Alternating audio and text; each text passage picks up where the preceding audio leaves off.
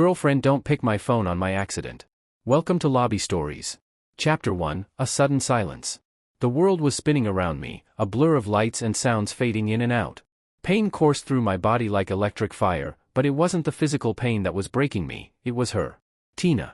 I lay there on the cold pavement, my body numb, my phone gripped tightly in my trembling hand. I had called her first, even before the police, desperate for her voice. I thought if she heard the fear in mine, she'd come. She hung up. Twice. So I texted her, I had an accident. Come fast. Her reply came quick, cold, don't play tricks like that to get my attention. Rocky's sick right now, Mark. Stop. My heart froze. The pain from the accident paled in comparison to the sting of her words. She thought I was playing? I felt light, as if the weight of everything, the accident, the betrayal, was too much. My vision blurred. Darkness swept over me like a heavy blanket, and I let go. When I woke again, the sterile smell of the hospital filled my nose. My body felt like lead. It hurt to breathe, but I was alive. Beside me, gripping my hand as if he was holding on for dear life, was Tony. His face was red, eyes swollen with tears. Mark, you woke up, he said, his voice cracking before he broke down, his head resting against my arm. Tony was a doctor at the same hospital where I had been brought in, the same hospital where he was on emergency duty the night of my accident. He had found me, bloodied and broken, barely clinging to life. I called Tina, he said after calming down, though I could tell the words pained him. She didn't believe me. She said you were faking it. That it was just another act to get her attention. The words cut deep, reopening wounds that hadn't yet healed. My breath caught in my throat. She didn't believe him. She didn't believe me. I was lying there, half dead, and she thought it was a joke. Tony, seeing the disbelief in my eyes, dialed Tina again right in front of me. This time, it was different. I could hear Rocky's voice in the background, pleading with her. Go see him, Tina. I can handle myself.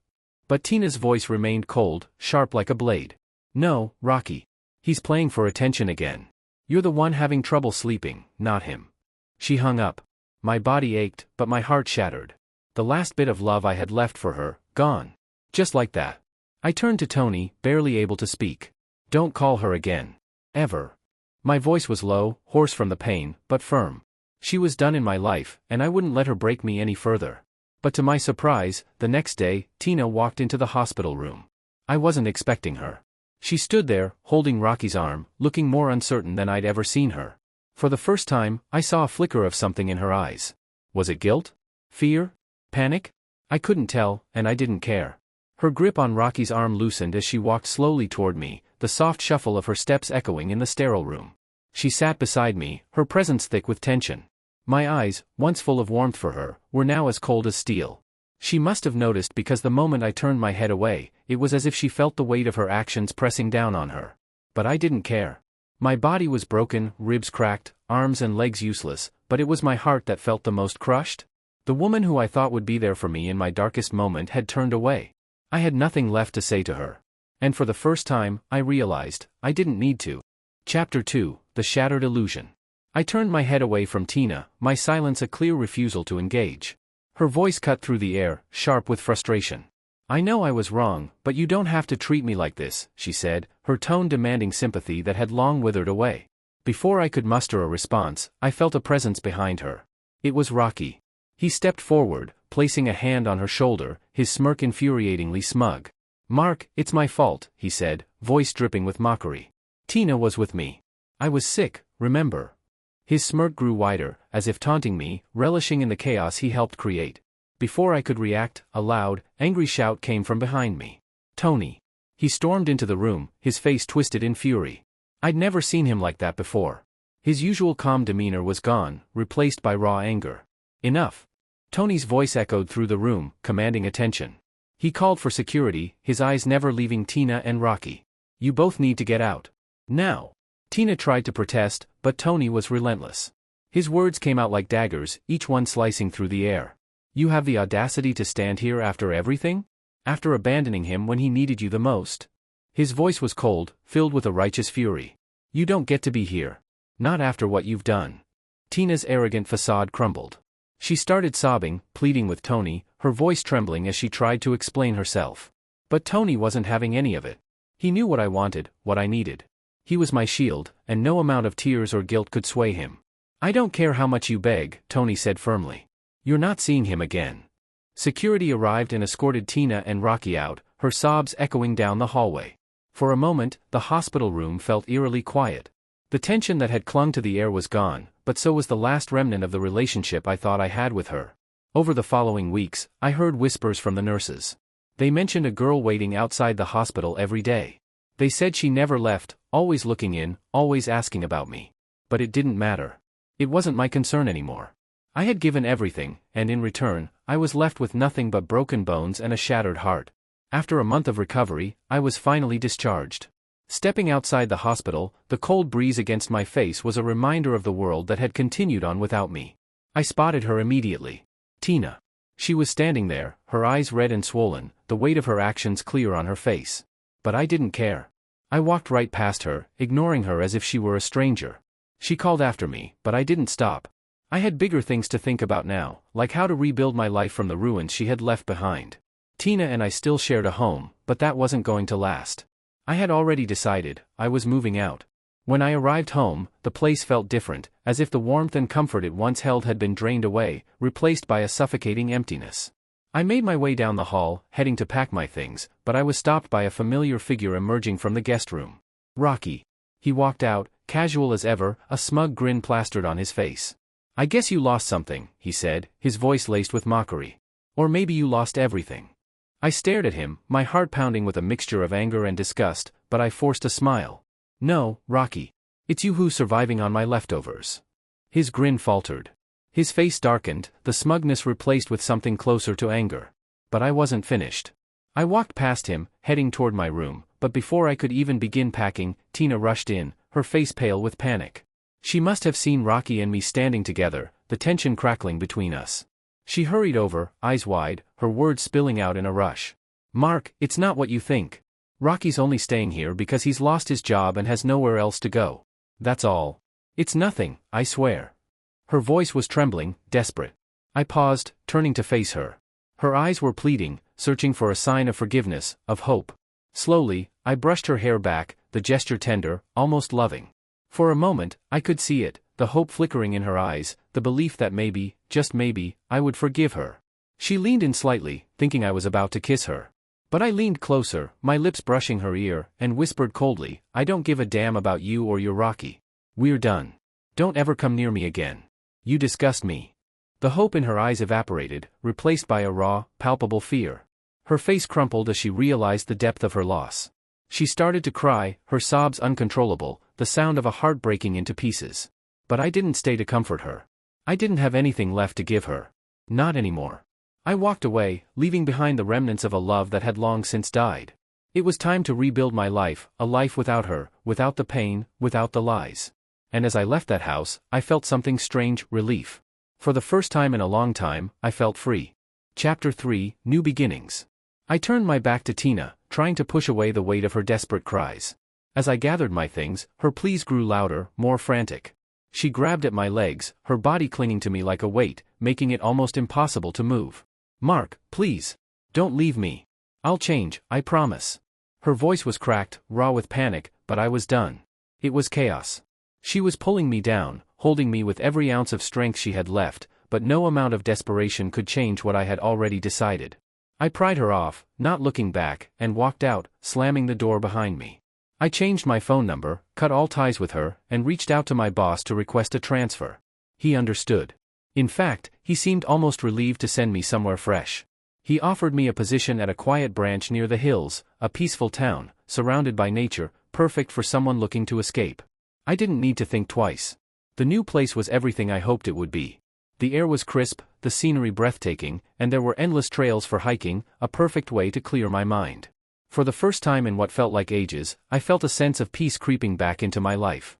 I decided to make the most of it, and on a whim, I called Tony to invite him for a short vacation, a chance for both of us to relax. But when Tony arrived, he wasn't alone. With him was his twin sister, Sarah. I'd only met Sarah a few times before, back when we were younger. She was always the quiet, studious type, the girl who topped every class, always with her nose in a book. I admired her for her intellect, but we never had much to talk about back then. Now, though, she was different. The nerdy girl I remembered had blossomed into someone I barely recognized, graceful, elegant, with a warm smile that immediately put me at ease. She was the complete opposite of Tina. Where Tina's presence always felt heavy and filled with tension, Sarah's was light, calming, and something about her smile made my heart race in a way I hadn't felt in a long time. At first, things were awkward between us. We both didn't know what to say, exchanging polite greetings. "Hi, I'm Mark. Long time no see," I said, trying to break the ice, but feeling strangely nervous. Sarah smiled softly. "It's been a while, hasn't it?" she said, her voice gentle and warm. We locked eyes for a moment, a flicker of something unspoken passing between us. Tony's booming laugh interrupted the silence, snapping us both out of our trance. Sarah blushed, her ears turning bright red, and I felt my own face heat up as I quickly looked away. That evening, we spent time at my house, catching up and enjoying the quiet atmosphere.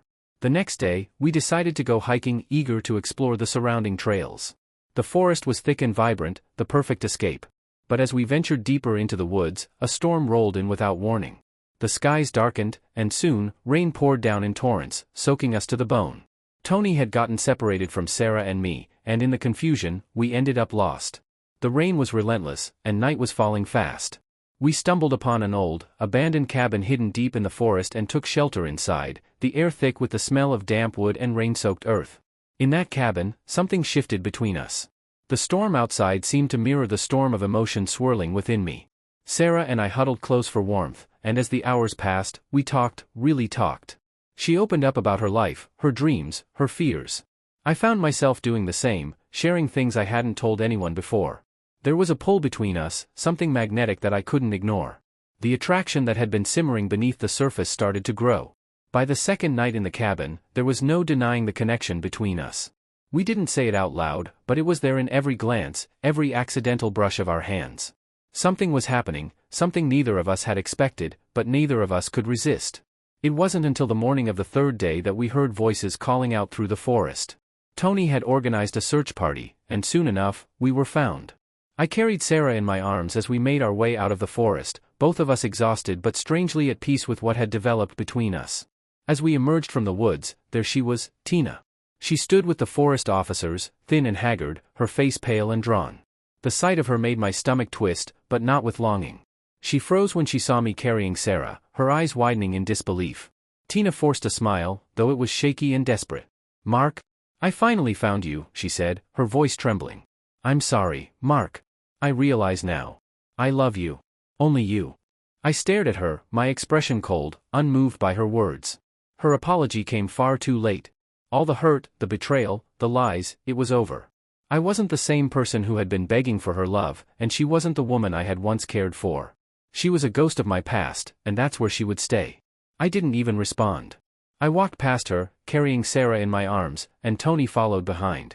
Tina's forced smile crumbled, and for a brief moment, I saw the reality hit her, the realization that she had lost me, that there was no going back. As we left, the rain began to fall again, a soft drizzle that seemed to wash away the last remnants of what had once been. I felt a strange sense of closure, knowing that the chapter with Tina was finally, completely over. Sarah looked up at me, her eyes soft, her smile warm, and in that moment, I knew. This was the start of something new, something real. Something I could build without the weight of the past dragging me down.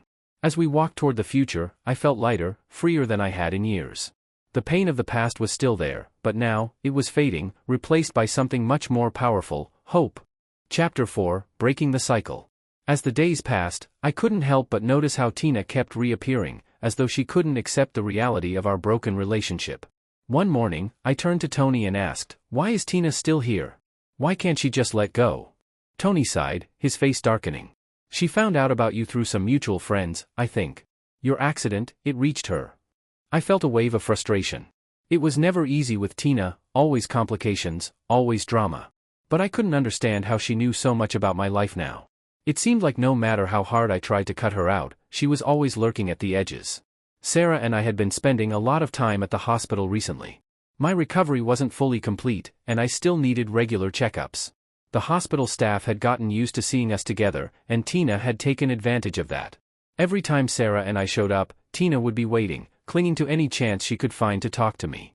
She never left my side during the visits, which only added to my growing frustration. I could see the toll it was taking on Sarah too, the tension it created. Finally, I couldn't take it anymore. After one particularly long day, I turned to Tina, my voice as cold as ice. "Tina, we've already broken up. Why are you still here? I don't need you anymore. I don't want you here. Get lost.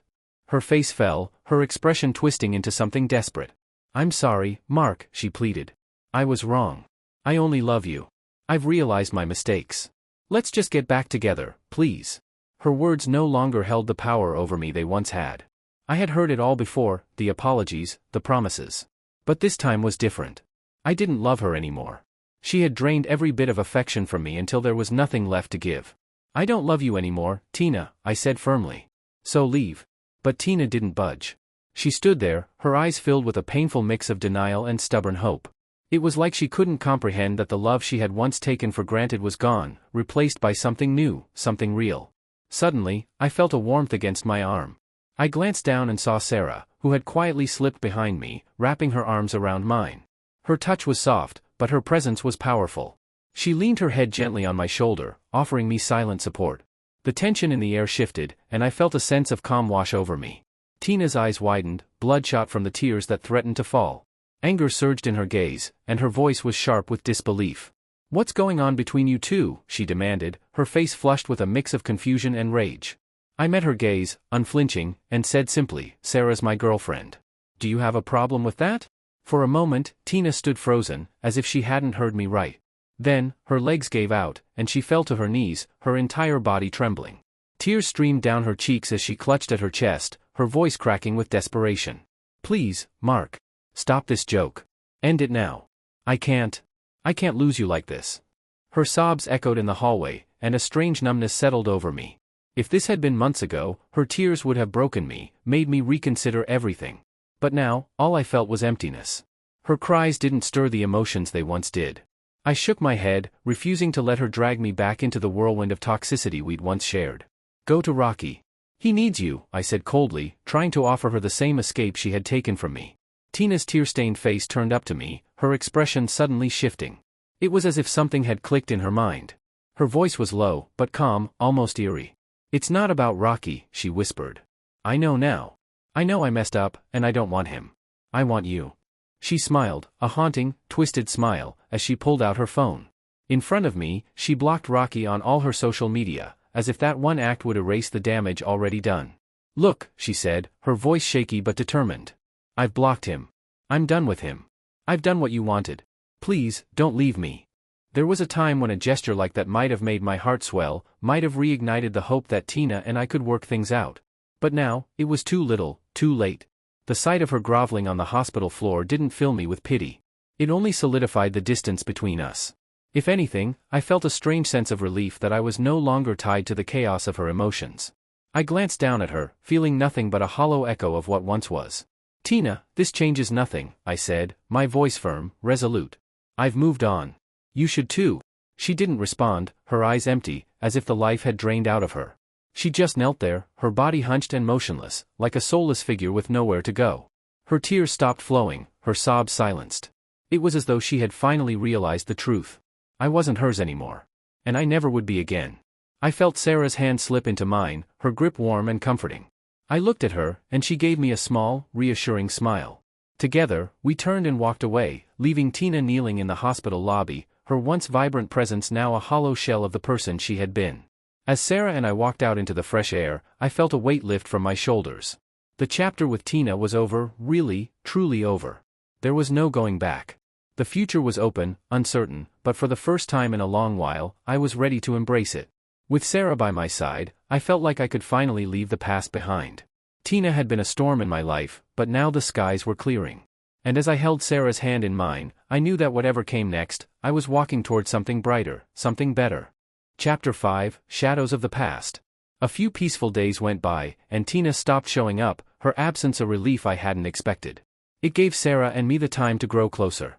Our relationship deepened with each passing day, the love between us blossoming into something real and pure. On the final day of our vacation, as the sun dipped low in the sky, casting a golden glow across the hills, I asked Sarah to be my girlfriend for real. She smiled, nodded, and in that moment, we knew we had something more than just chemistry, we had a future. We moved in together shortly after. Life felt good, simple even. Tina was still around, but always from a distance, never approaching, just lingering like a ghost from my past. I noticed her sometimes watching from afar, but I didn't care. I had moved on, and Sarah made everything feel right again. Tony was thrilled with our relationship, practically beaming with pride every time he saw us together. His happiness was infectious, and for a while, it felt like nothing could touch the bubble of peace we had created. Until one day, Rocky showed up. It was unexpected, and as soon as I saw him, I knew something was wrong. He didn't look like himself. His face was gaunt, his eyes dark and hollow, as though life had been sucked out of him. He stood in front of me, fidgeting, but there was an unsettling darkness in his expression. "What do you want?" I asked, keeping my voice steady. I instinctively stepped back, my senses on high alert. Something about his presence felt threatening. Rocky took a step toward me, hiding something behind his back. His face twisted into an angry snarl. "Why don't you let go of Tina?" he spat. I couldn't help but smirk. "It's not me, Rocky. It's Tina who's still clinging to me. Maybe you should ask her why she won't let go." At my words, his expression changed, his mouth curling into an evil smirk that sent a chill down my spine. His eyes gleamed with malice, and then, as if he couldn't hold it in any longer, he started laughing, a cold, unnerving laugh that echoed in the air around us. "That accident," he said, his voice lowering as he stepped closer, "was no accident. I should have killed you that day." It hit me like a punch to the gut. I had suspected something was off about the accident, but to hear it confirmed from his own lips, it was a moment of pure horror. "You," I said, my voice tight with shock and anger. "It was you who tried to kill me." He didn't deny it. Instead, he grinned wider, his teeth bared in a twisted expression of satisfaction. "Yes," he sneered. "And I should have finished the job." Suddenly, he lunged at me, pulling a knife from behind his back. His voice cracked with rage as he shouted, "Go to hell, Mark." Instinct kicked in, and I scrambled back, my heart pounding. Just as Rocky charged, a blur of movement came from behind a nearby tree. Tony appeared out of nowhere, tackling Rocky to the ground, disarming him before he could strike. Rocky's eyes flashed with panic. He scrambled to his feet, but instead of fighting back, he ran, disappearing into the distance like a coward. My body was still trembling from the near-death encounter, but Tony was calm and composed, already calling the police. After the incident, Rocky disappeared, but not before taking Tina with him.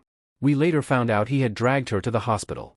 He was gone by the time Sarah and Tony arrived to check on Tina.